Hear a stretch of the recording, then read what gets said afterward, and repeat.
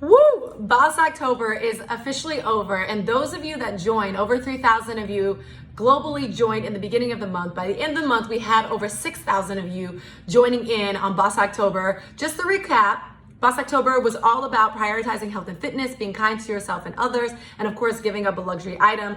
And so for this month, I was able to not only give up a few luxury items, it was meat, land meat, alcohol, and gluten, being kind to myself and others, including a new mantra that I am proud of myself each day, trying to make sure that I controlled my second thought, not always my first thought. And then of course, prioritizing health and fitness. I put out a schedule, which we all did. And I also made sure I completed all my doctor's appointments by the end of the month. If you join me, I want to say congratulations. With that, welcome to the Basics of Bossing Up. I am Allie Love, where we discuss basic principles in order to create the lives we want and ultimately we deserve. Okay, we're going to get into the importance of Boss October. Why is it so important? So this concept that comes up quite often when I'm giving speeches or when I'm talking at Love Squad events is our routines. Why can't I get into a good routine? How do I get into a good routine? We're in a pandemic. I need to find a routine. The reality is that a routine is one of the things you don't want in your life. It's boredom. And so unless we decide that we're truly encouraged by having a routine, which is effective, we need to also know that we're signing up and subscribing to boredom. Think about it this way, and I want to make this as glamorous as possible because one of the things I do subscribe to is having a routine. I actually encourage you to do that. But with that, reality sets in of having a routine is pretty mundane. But success is actually in the boredom. When we think about it, when we talk about one of the most decorated athletes in the world, we think of Michael Phelps, right? Michael Phelps done all of these things, but he's the most decorated in terms of gold medals at the Olympics. Michael Phelps had to get in a cold pool every day by himself. Day in, day out, multiple times a day. I can only imagine his training routine. And in that comes what? Boredom. You think he was happy every day, like, yippee, I'm about to get in this cold pool. I can only imagine some of the challenges, mental acrobatics he had to go through to push himself to a limit to live in that boredom. To say, you know what, my training is important to the total outcome, towards my goal. My routine is the only way that I'm going to get to my success. And so when we think about our morning routines or our daily routines or our workout routines or self-care routines or just our family cultural routines, things that we do with our family and how often, the reality is you want to live in the boredom. You want to find that there is success in doing in repetitive options and repetitive things, right? Engagements.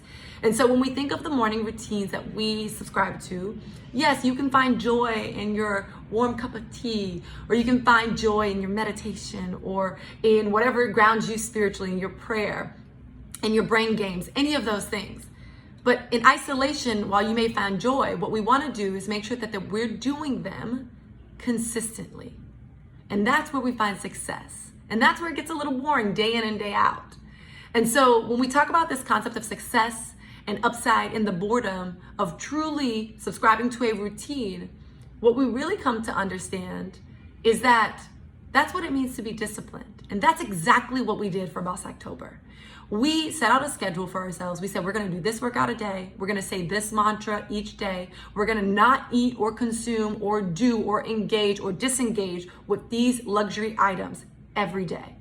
We lived in the boring, knowing that we were doing these day in and day out, that we consistently subscribed to a routine of repetitive behaviors that were not always fun, but that were sometimes very challenging, and that we did them throughout the month. And equally, that in itself was discipline.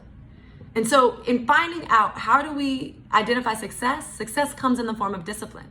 It's something that I've been talking about a lot, compound effect, that compound effect that I've read about recently, is putting ourselves in a position where all of these small decisions each day, all of these routines each day, all of these small things that we do add up to our goals, to our success, to our big things. And so at the end of October, I want to say big congratulations, because walking away from a 31-day challenge saying, hey, I did this. I accomplished these things. I am more disciplined. I have filled myself up before the holidays so I can go give it all away, so I can truly be kind because I've invested in taking care of myself.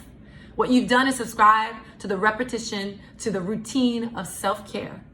and hopefully you feel accomplished, because I am so proud of you. Congratulations to those of you that completed Boss October. It is always a pleasure globally to engage in Boss October, to set ourselves up, to position ourselves so that we can truly stand in our kindness and that we are prepared for the holidays, and so that we can go give it all away. In that, I wish I had a gold medal to give you, but in that, when you are repetitive in each of your routines, your outcome is discipline and ultimately success by reaching your goal. So congratulations, and thank you so much for always being a boss, setting the standard, establishing the tone, and continue to boss up. That was the basics of bossing up. Leave your comments and how you feel in the comment section below. Peace and love, y'all. I'm Allie Love.